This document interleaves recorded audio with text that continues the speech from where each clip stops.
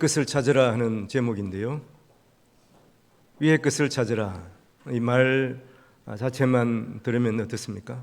도대체 무슨 말인가 이런 생각이 들 수도 있습니다.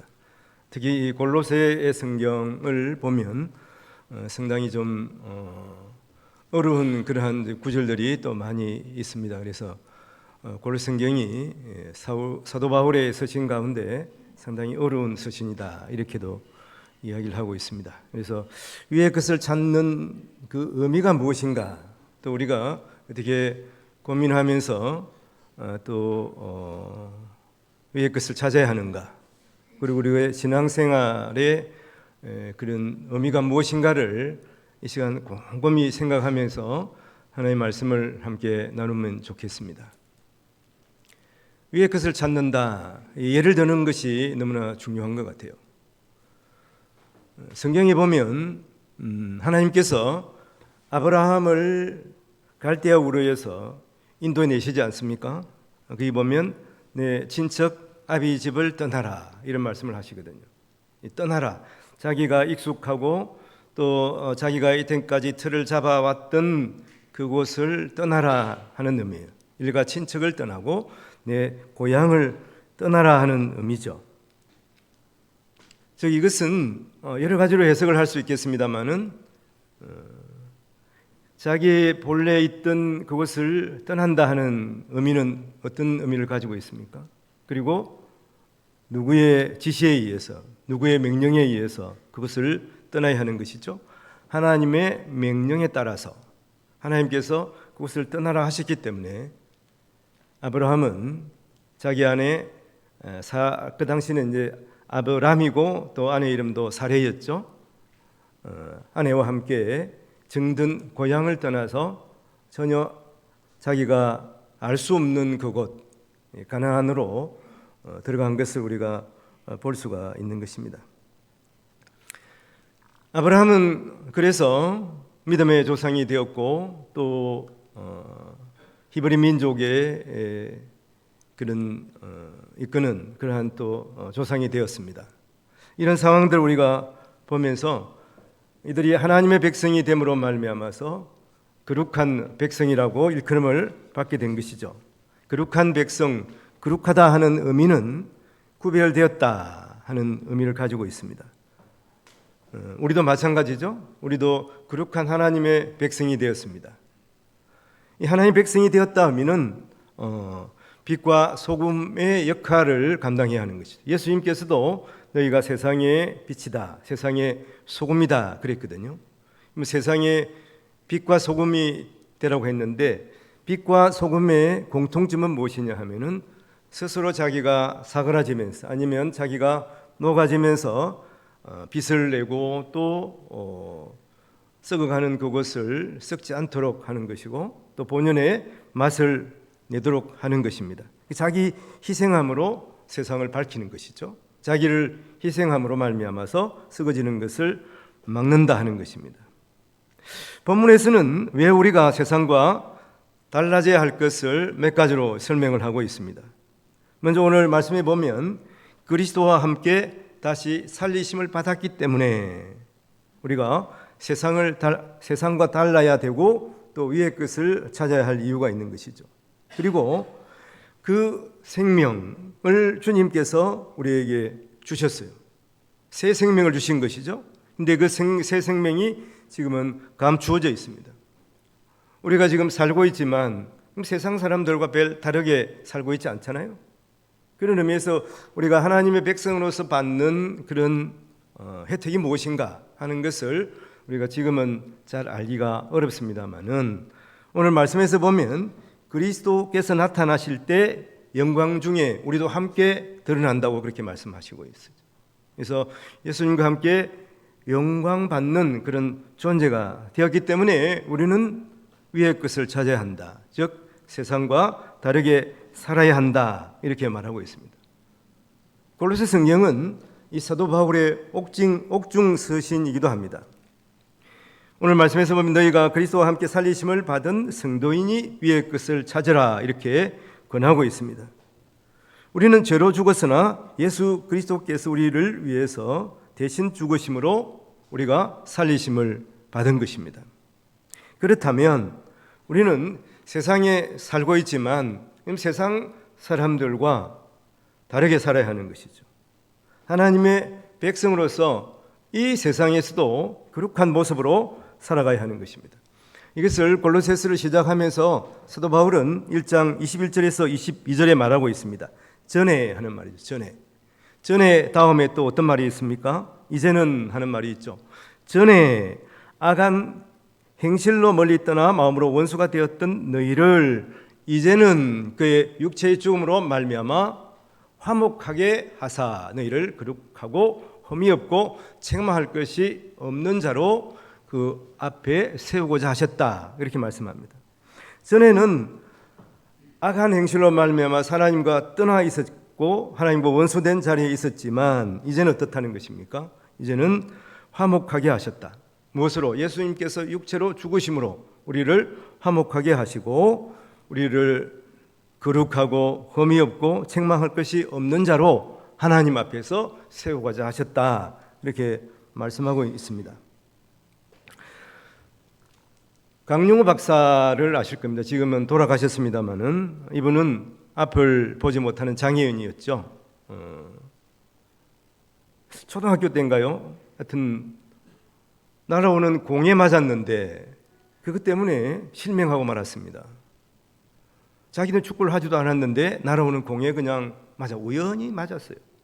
이 눈을 뜨기 위해서 여튼 그 당시에 여튼 유명한 목사님도 만나러 가고 기도도 받고 했는데 다른 사람은 낫는 것 같은데 자기는 낫지 않는 것이죠. 그러나 이분이 이 장애 때문에 예수님을 인격적으로 만나게 된 것이죠. 그리고 이제 미국에서 공부를 하고 또 자녀들도 아주 잘 이렇게 성장하게 했습니다. 그 아들 이름이 진석이하고 진영입니다. 진석이는 큰 아들인데 하버드 의대를 졸업하고 박사가 안과 의사가 되었고 자기 아버지가 안 못 보니까 못 보는 사람들을 위해서 의사가 되었다는 것이죠. 그리고 이제 동생 진영이는 법대를 나와서 한때 오바마 대통령의 보좌관 역할도 한 것으로 그렇게 알고 있습니다. 이 진석 씨가 이런 책에 이런 에세이 글을 실었습니다. 이제 의대 다닐 때 이런 에세이를 아마 발표한 것 같아요. 항상 자기가 잠들기 전에는 엄마가 자기 옆에 와서 성경을 읽어주었다는 것이죠.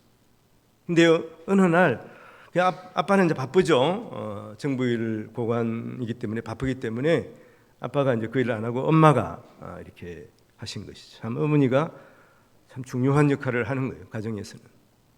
근데 어느 날 아버지가 들어왔는데 성경을 읽어주는 거예요. 성경을 읽어주는데 눈을 떴는데 캄캄한 거예요. 전혀 보이지 않는데 아빠는 성경을 읽을 수가 있은 거예요. 아빠가 슈퍼맨인 줄 알았다는 거예요. 근데 알고 보니까 아빠가 앞을 보지 못하니까 점자로 된 성경을 자기에게 읽어준 것입니다.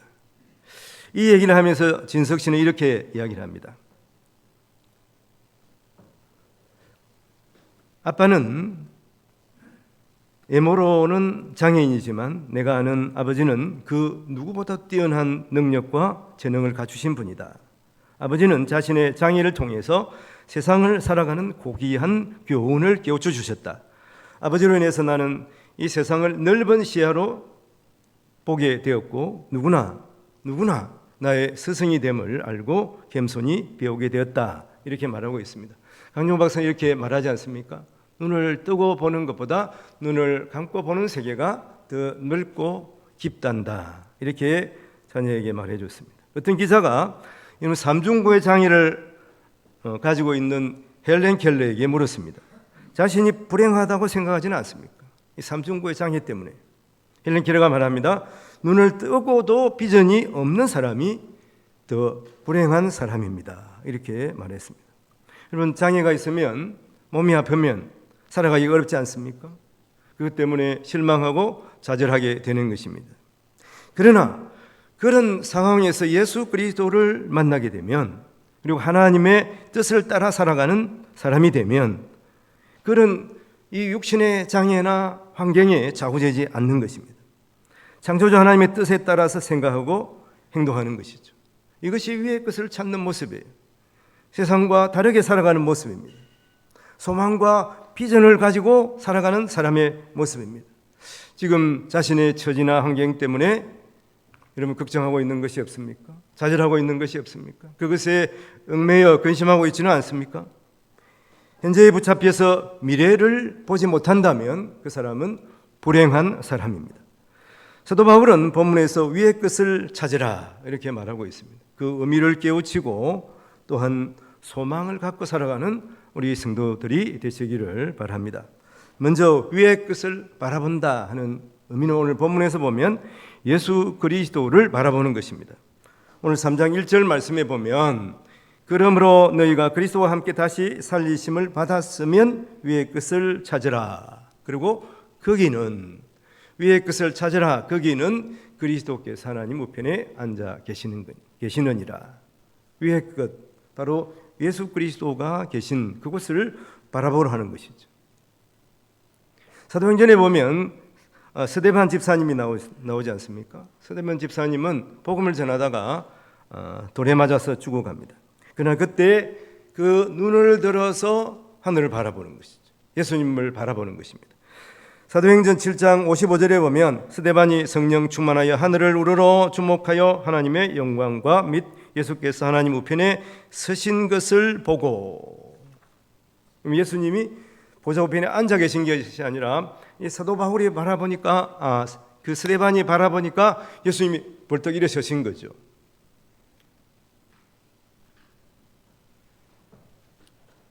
그래서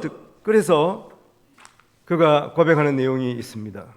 지금 옆에서 자기에게 돌을 던지는 사람을 피해서 도망갈 수도 있고, 물론 도망갈 수 없을 수도 있지만, 그러면 그 사람들이 얼마나 믿겠습니까? 원수죠, 원수. 자기를 죽이려고 하는데. 그런데 그 순간 눈을 떠서 바라보니까 주님이 일어서 계신 거예요. 주님과 아마 눈이 탁 마주쳤을 것입니다. 그래서 그가 고백하는 내용이 있습니다. 7장 59절에서 60절을 보면 스데반이 부르짖어 이르되 주 예수여 내 영혼을 받으시옵소서 하고 무릎을 꿇고 크게 불러 이르되 주여 이 죄를 그들에게 돌리지 마옵소서 이 말을 하고 자니라. 누구하고 닮았습니까? 예수님께 십자가에 못 박히실 때 하신 말씀이 있어요. 자기를 조롱하는 그 사람들, 또 자기를 찌르고 또 자기를 십자가에 못 박은 이 로마의 군병들, 그들을 바라보시면서 주님이 하신 말씀이 주여 저들이 모르고 하는 일이니 저들을 용서하여 주시옵소서. 동일하게 예수님과 똑 닮은 예수님이 하신 말씀을 스데반도 하는 것을 볼 수가 있는 것이죠. 이렇게 주님이 하신 말씀, 주님이 하신 행동, 그런 것을 따라하는, 주님을 닮아가는 모습이 바로 위의 것을 찾는 모습이에요. 그래서 오늘 골로새서 3장 2절에 보면 위의 것을 생각하고 땅의 것을 생각하지 말라 이랬습니다. 위의 것을 생각하고 땅의 것을 생각하지 말라. 근데 이게 결코 쉬운 것이 아니죠. 이 땅에 우리가 살아가면서 땅의 것도 생각할 수밖에 없잖아요. 오늘 먹을 것, 입을 것, 또 내 건강, 그런 것을 생각하면서 살아갈 수밖에 없지 않습니까? 그런데 오늘 위의 것을 생각하고 땅의 것을 생각하지 말라, 이 의미를 여러분 어떻게 해석하시겠습니까?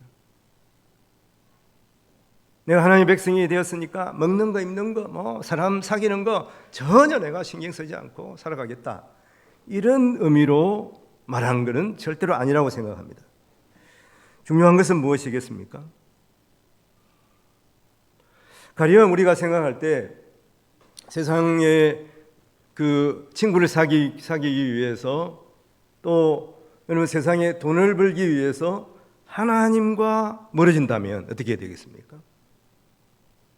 하나님과 가까워지는 것, 하나님께 예배하는 것, 그걸 우선순위로 삼아야 되는 것이죠. 친구도 사귀어야 돼요, 세상에서. 그렇지만 친구 사귀는 것 때문에 하나님과 멀어진다면 여러분 친구도 끊어야 하는 것이죠. 그리고 세상에서 돈을 벌고 살아야 됩니다.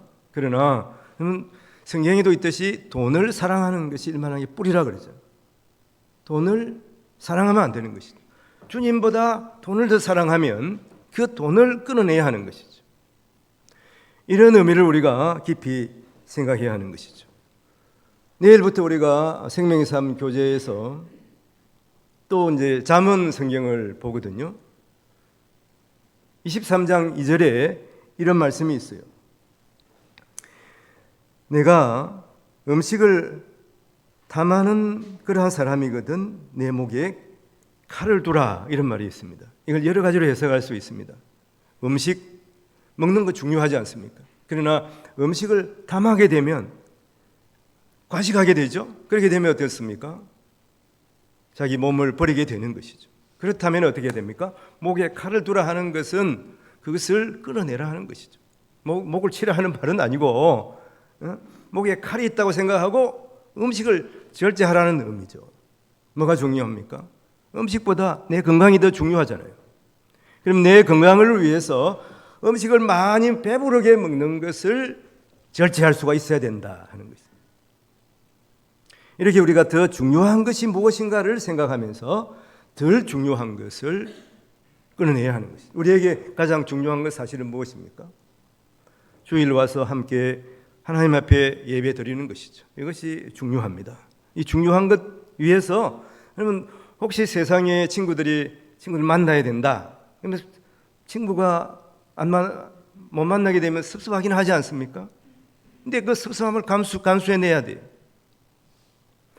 내가 세상에 돈을 많이 벌어야 됩니다. 돈을 벌면 좋죠.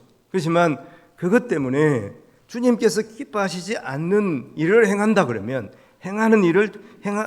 주님께서 기뻐하시지 않는 일이라 그러면 내 이익을 내려놓아야 하는 것입니다.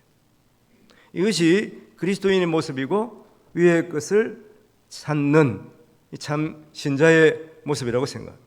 2023년 우리가 무엇을 위해서 열심히 살았습니까? 세상 친구도 중요하고 또 내가 어느 정도 세상에서 즐기는 것도 중요합니다. 그러나 하나님 앞에 나와서 예배하고 또 기도하고 그리고 또 하나님 앞에 정성껏 헌금을 드리는 것, 이것을 우선순위로 삼아야 되는 것이죠. 하나님께서 그것을 보고 계십니다. 그리고 하나님께서 우리에게 갚아주시는 것이죠. 우리 이것을 항상 생각하면서 주님을 우선순위로 살아가는 우리 성도들이 되시기를 바랍니다. 그러면 위의 것을 찾는 의미를 한 번 더 생각하시면서 또 2024년 준비하시기를 바랍니다. 두 번째는 예수 그리스도와 함께 죽는 것입니다. 죽는다 그러니까 좀 섬뜩합니다만은 오늘 3장 3절에 보면 이는 너희가 죽었고 너희 생명이 그리스도와 함께 하나님 안에 감추어졌습니다. 그렇게 말하고 있습니다. 죽었다 하는 것은 내 생명이 끝났다 이런 의미보다는 내 자아가 죽었다 하는 것. 그리고 중요한 것은 무엇입니까? 여러분 죽어야 다시 살게 되는 것입니다. 죽지 않으면 우리가 다시 살 수는 없지 않습니까? 그래서 죽어야 하는 것.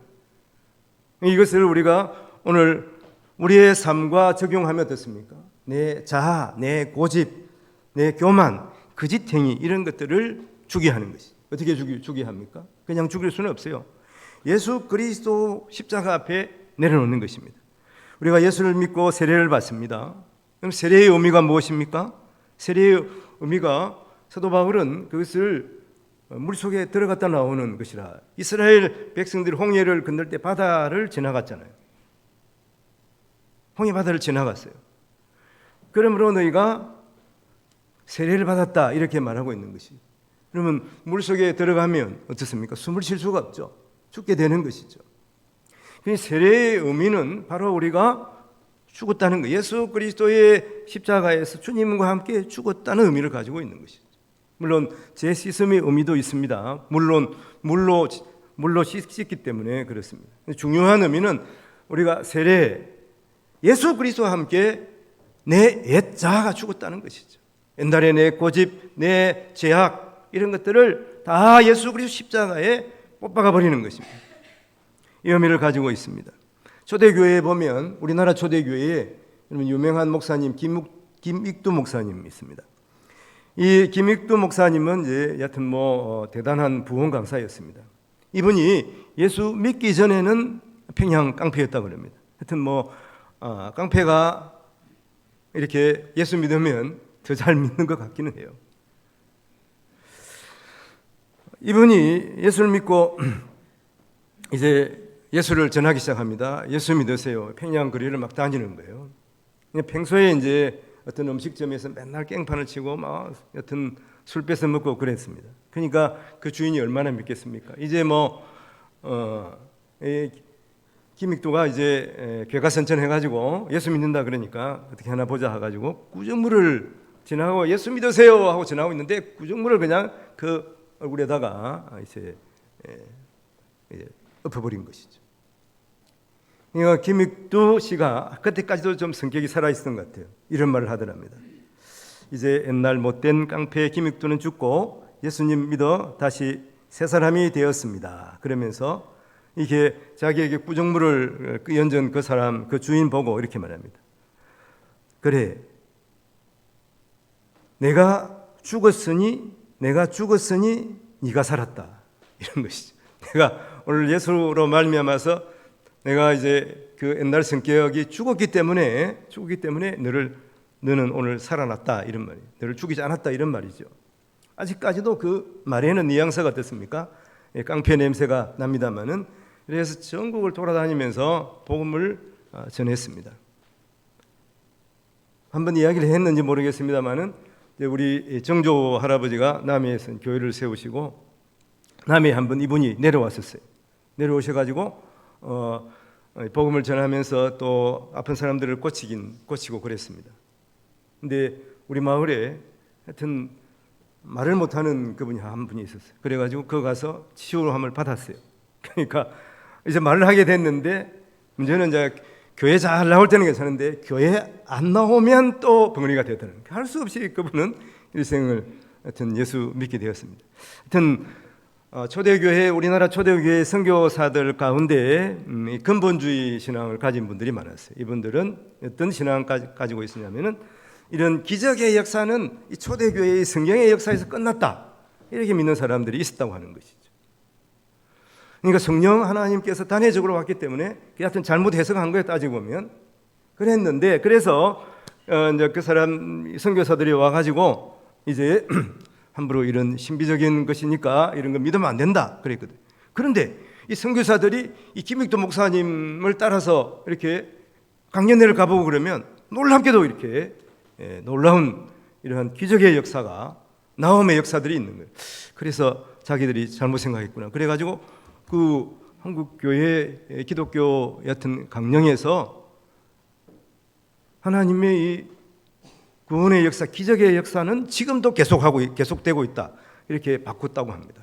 김 목사님의 이런 역사가 얼마나 대단했는가 하는 것을 생각하게 됩니다.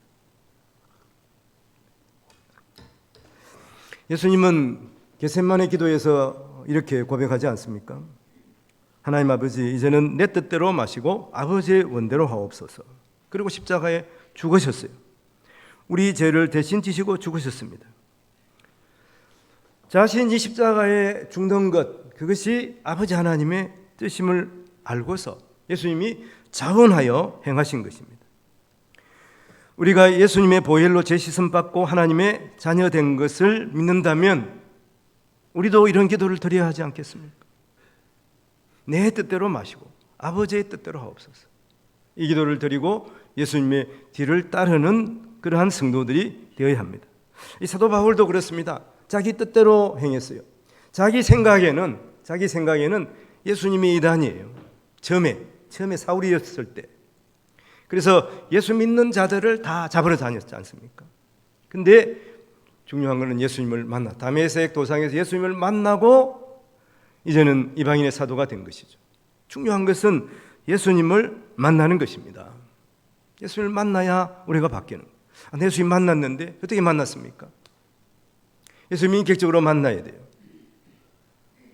여러분, 이 자리에 우리가 나와 있지만 예수님이 나를 위해서 십자가에 죽으셨고 내가 그래서 예수 그리스도로 다시 살리심을 받았다, 이렇게 분명하게 고백하고 믿는 성도들이 되어야 하는 것이죠.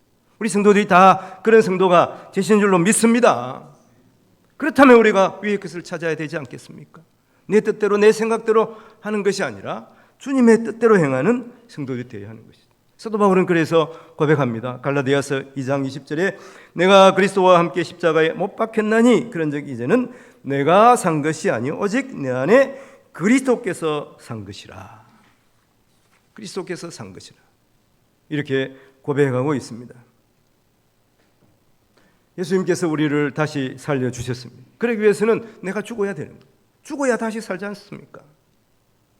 죽어야 부활의 놀라우신 은혜를 알 수가 있는 것이죠. 예수 그리스도와 함께 십자가에 못 박히신 것을 믿기를 바랍니다. 그것을 경험하시는 성도들이 되어야 합니다. 그것은 여러분 내 뜻이 아니라 주님의 뜻대로 행하는 거예요. 내 고집, 내 생각대로 행하는 것이 아니라 주님이 원하는 생각으로 우리 자신을 바꿔나가는 것입니다. 이것이 위의 것을 찾는 것이죠. 첫 번째는 예수 그리스도를 바라보는 것이고, 동일하게 그것은 여러분 우리가 십자가에서 죽는 것을 말하는 것입니다. 내 생각, 내 고집을 내려놓는 것을 말하는 것이죠. 그리고 세 번째는 그리스도와 함께 다시 살고 그러므로 말미암아 그리스도와 함께 영광을 누리는 것입니다. 오늘 4절 보면 우리 생명이신 그리스도께서 나타나실 그때에 너희도 그와 함께 영광 중에 나타나리라, 이렇게 말씀하고 있습니다. 위의 것을 찾는 의미는 미래의 주님과 함께 누릴 그 소망을 바라보고 살아가는 것이죠. 우리는 어려울 때 보면 내 탓 아니라 남 탓을 하기가 쉽습니다. 조상 탓하고 부모 탓하고 환경 탓을 합니다. 물론 우리가 누구로부터 피해를 입었을 수도 있죠. 그것 때문에 손해를 보고 그것 때문에 원망하는 거예요. 그러나 여러분, 원망한다고 달라지는 것이 없습니다. 현재가 어렵다고 주저앉거나 절망하면 안 되는 것이죠. 주님과 함께 누릴 영광을 바라보아야 합니다. 그러므로 지금 현재를 열심히 살아야 하는 것이죠. 그래서 가장 큰 선물이 세 가지가 있는데 그 중에 하나가 현재입니다. 현재. 프레젠트 하면 바로 선물이라는 의미도 있고 지금 현재라는 의미도 같이 있는 거죠. 어떤 어머니의 고백인데 아들이 시력 장애를 가지고 있었습니다. 자신도 몹시 어려운 중에 이 어머니가 매일 이제 휴지를 주어서 그래서 평균 1,600원을 벌 수가 있었답니다. 그래서 이제 1,000원은 이제 생활비를 위해 쓰고 또 500원은 이제 그 저축을 해야 되니까 아들 눈수술비로 이제 계속 매일 이제 저축을 하는 거예요. 그리고 또 100원을 남을 돕는 데 쓰겠다. 힘들고 어렵지만 나는 조금이라도 남을 돕는 데 쓰겠다. 100원을 저축하기 시작한 것이죠. 그리고 실천해 나갔는데 3년 지나니까 100원 동전이 1,006개가 되었다는 거예요. 그래서 그것을 들고 고아원을 찾았다 하는 이런 감동적인 뉴스가 있더라고요.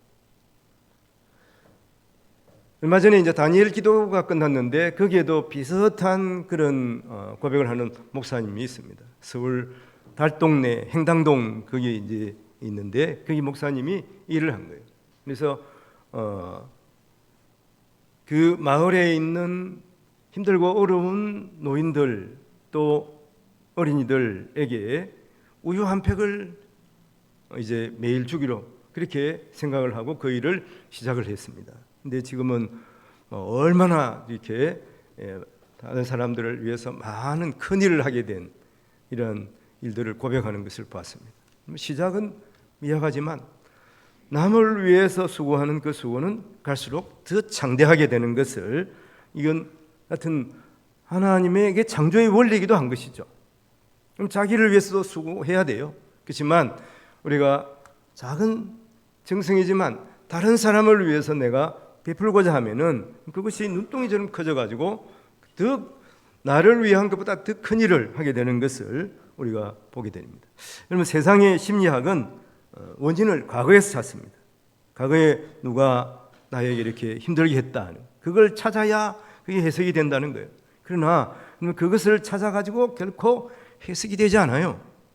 그렇다. 내가 힘들고 어려운 이유가 그 우리의 선조들, 우리의 아빠 엄마가 나를 괴롭히고 때리고 또 어떤 나를 왕따시킨 그 어릴 때 중학교 초등학교 때 그 학생, 그것 때문에 내가 지금 이렇게 힘들게 산다.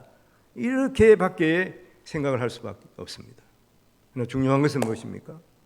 예수를 만나야 되는 것이죠. 예수를 만나야 근본적인 해결이 되는 것입니다. 삭개오를 보면 그렇지 않습니까? 삭개오 스스로는 나름대로 정직하게 산다고 생각했을 수도 있습니다. 왜 사람들이 내가 세리장이라는 이유만으로 나를 이렇게 폐마하고 나를 이렇게 매국노로 몰고 이렇게 생각할까? 그랬어요. 그렇지만 자기는 가진 것이 많이 있었습니다. 그것을 베풀려고 하잖아요. 안 했어요. 그러나 그가 예수님을 만나고 나니까 그것을 깨닫게 된 것이죠. 그래서 누구 것을 내가 가졌으면, 누구 것을 착취했다면 내가 4배로 갚겠다.